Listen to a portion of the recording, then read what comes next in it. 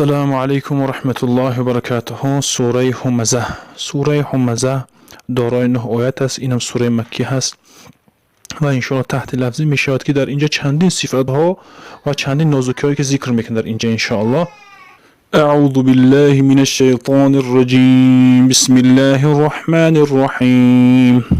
ويل لكل همزة لمزة الذي جمع مالا وعدده يحسب أن ماله أخلده كلا لينبذن في الحطمة وما أدراك ما الحطمة نار الله الموقدة التي تطلع على الأفئدة إنها عليهم مؤصدة في عمد ممددة ويل لكل همزة لمزة.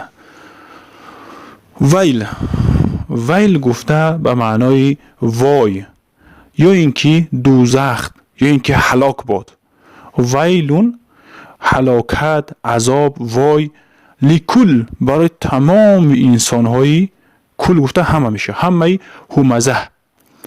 همزه گفته در ترجمهش بگیریم عیبگیری و عیبجویی را میگن. لمزه به معنی غیبت کردن، اما این دو کلمه میشوند که معناهاشون نزدیک هستند. یعنی که لمزه به معنای عیبجویی را استفاده میکنن، همزه به معنای غیبت کردن، یعنی که کلمه مترادف هستند. بعضیا گفتن که همین کلمه ای که همزه یا که لمزه با معنای دیگر استفاده میکنن و این خیلی هست که همزه بسیار عیبجو گفتن. همزه بسیار عیبجو، لمزه بسیار طعنه زننده. این خیلی میشود. اما بعضی میگن که این کلمه همزه و لمزه، همزه به معنای که بگیم که همزه عیب کننده و طعنه کننده، لمزه همون طعنه و عیبه به اشاره نشان میدهد. خلاصه گپ اینجا همزه عیب جوینده و طعنه زننده میشود، لمزه غیبت کننده. یا اینکه همزه به معنای عیب جوینده هم بگیم میشود، لمزه به معنای طعنه کننده میشود. یعنی که این معناش معنای واضح هست. اینش به معنای ایشم میاد، اینش به معنای ایشم اومدنش ممکن هست. خلاصه گپ که هلاکت برای تمام انسانی عیب جوینده و طعنه کننده. الذي جمع مال و عدده، همون انسانی که جمع میکنن مال را و عدده با حساب میکنن. اونا انسان های دوزختی همین خیلی عادت داشته هستند، وقتی که مال جمع میکنن در الله صرف ندارن اونها. و عدده وقتی که حساب میکنن بسیار خرسند میشن، یعنی که از آخرتشون فکر نمیکنن، اما در پولهاشون حساب کردنشون و چی کردنشون بسیار اونها را شاد میسازد. یحسب ان، گمان میکند که، یحسب به معنای که فکر میکند، گمان میکند، ان ماله، بیشک مال هم اخلده، اون دائمی نگاه میدارد. فکر میکند که هم مال باشه همه کاری و مشکل و حل شدگی است، اما خیلی نیست. کلا، هرگیز، الله پاک چی گفته؟ هرگیز این خیلی نیست، هرگیز چنین نیست. لیونبذن گفته تاکید کردیس است، یعنی که حتما بیشک اون انداخته می شود. در چی؟ فی الحطمه، در حطمه انداخته می شود. حطمه گفتن یک از دوزخ است، نام های دوزخ است که معناش این است که یک دیگرش رو می خورد است، یک دیگرش رو می شکست است. خیلی بسیار دوزخی سخت بوده است. و ما ادراک ما الحطمه، و تو را چی خبر است، چی علم است که ما الحطمه، چی از حطمه؟